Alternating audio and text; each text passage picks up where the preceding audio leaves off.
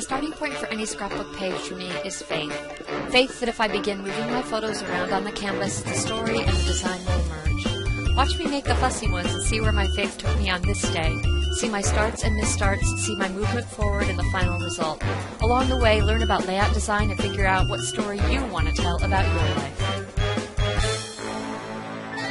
Hi, this is Debbie Hodge with GetItScrap.com.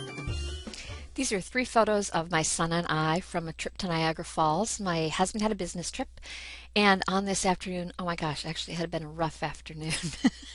We had car problems in the morning and tracked my husband down at his work and gone to Canadian Tire, and it was actually Isaac's birthday, and we were trying to get to the bicentennial of the War of 1812 parade in Port Erie. And we actually made it. And here we are, and these are 3 photos of my youngest son Isaac and I on his 13th birthday at Port Erie. I love having pictures of myself with my sons, and I wanted to put these on a page. I opened up a 12 by 12 canvas because I always make 12 by 12 square kind of layouts.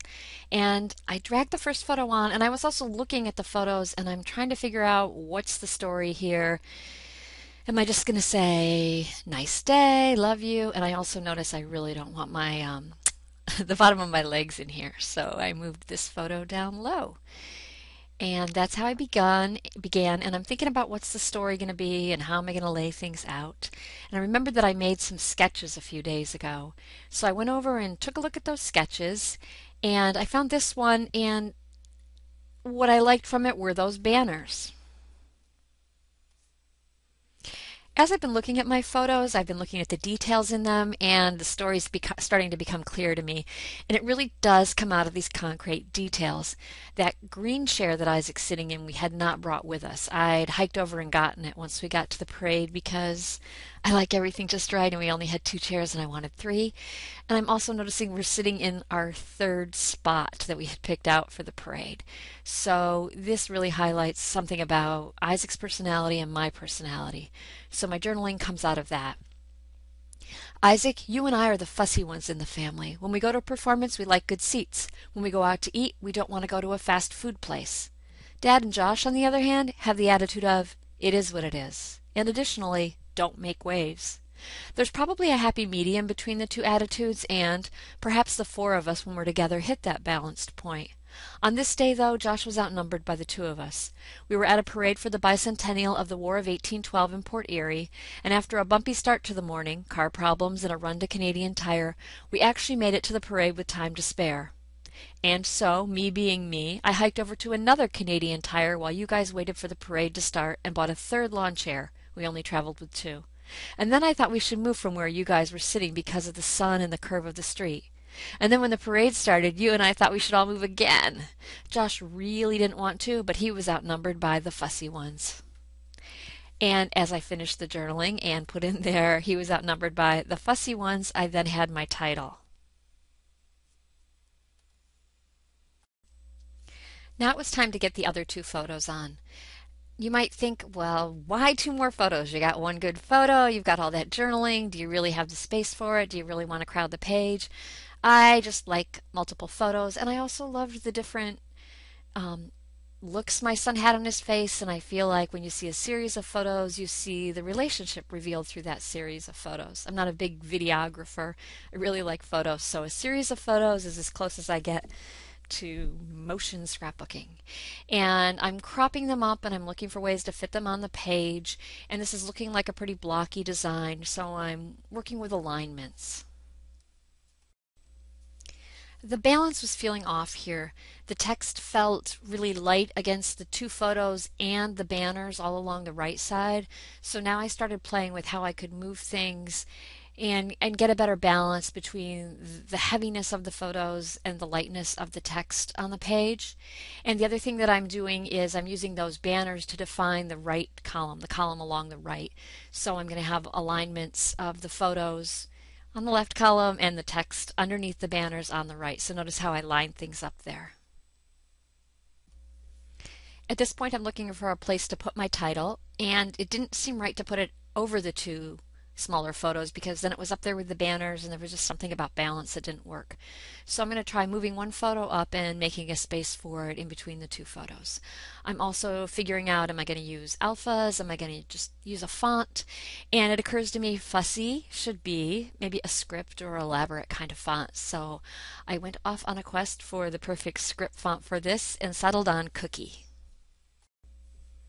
So by going with this script font, I've basically made the decision to have fussy be the emphasized word in the title.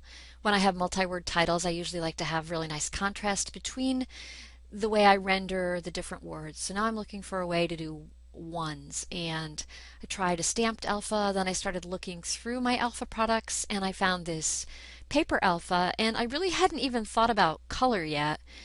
But I guess this yellow alpha appealed to me, and I do have color decisions made for me by the photos in which there's a lot of blue and green.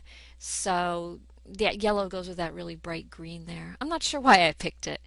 And I wanted the for the fussy ones, and I'm using a little tidbit alpha. The paper alpha is by Katie Pertiet, basic yellow paper alpha, and I believe this small alpha is tidbits by Peppermint Gramberg, One Little Bird Designs. Now it's time to do something that I really love when I make pages, and that's to work with patterned paper. Those little banners up at the top give me a great opportunity to incorporate multiple patterns. Anytime you want to get multiple patterns of paper into something, you could use a grid of circles, you could use several strips. Here I'm using the banners. And I'm looking at my new product. I always am looking to see what I've got new, and I had several new Jenni Bowlin digital sets. Beach Party and two Mercantile mix papers. So I started opening papers and clipping them to see a mix that went with my photos, and as you can see I'm settling on the blues and greens that come out of the photo. I want to add a repetition of at least one of those papers somewhere else on the page to give the page unity. It's always nice to repeat things and make it feel like a whole, and also to draw the eye because the eye is going to connect the repetitions. But I want them to be different, so it's not going to be a banner. This time it's going to be a strip of paper. This acts as an embellishment, and I'm putting it right down at the bottom of the page for now. Going to see what I have for embellishments. Over in my new bin I have some Jenni Bowlin Rhinestone buttons and bows. So I opened them up and I'm positioning them on the page. I'm not totally committed to where their placement is right now, but this gets me started and I think I'm going to use those.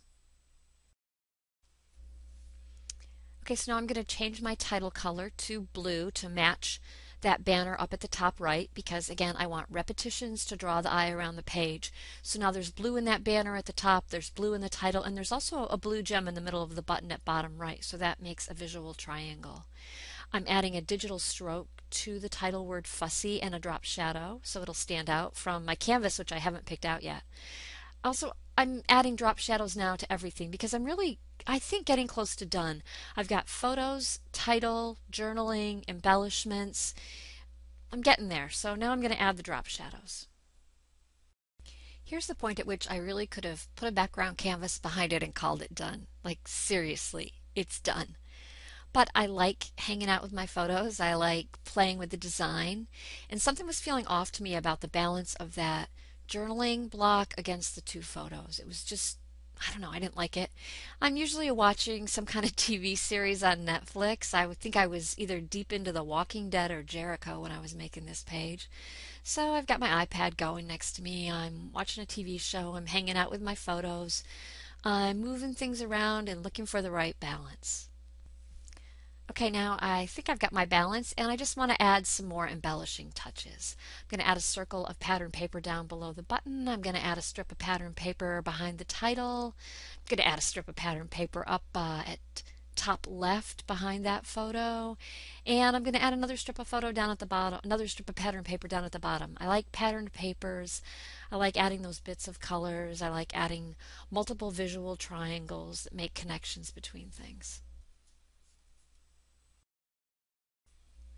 In addition to the pattern paper embellishments, I decided I wanted something that wasn't a pattern paper, that didn't have the look of the button and bow. Everything was so similar, and so I went looking for a leaf. I found a leaf by Pink Reptile Designs, and I tucked that in over on the left of the larger photo, which adds just something organic and different and a different line. I also settled on a solid textured cardstock for the background, and I add some digital stitching up over the banners at the top and along the strips at the bottom. And now finally the Fussy Ones is done. Here's my finished page, the Fussy Ones. When I began it, I knew only that I wanted to use 3 photos. As I worked with those photos, I looked at their concrete details in them and determined that my story would be one that not only recounted the details of the event, but that recorded a personality trait I share with my youngest son. The title came out of the journaling. I spent time moving things around to accommodate all 3 photos and extensive journaling and still get balance. I incorporated and played with pretty papers and embellishments, and I ended up with a great portrait of both an afternoon and our family. The Fussy Ones is the result of my faith in the creative process. I pulled out 3 photos and looked for the story they told. I relied on what I know about design and what I know about my son and my relationship with him. You can master design principles yourself with our free class at getitscrapped.com/learndesign.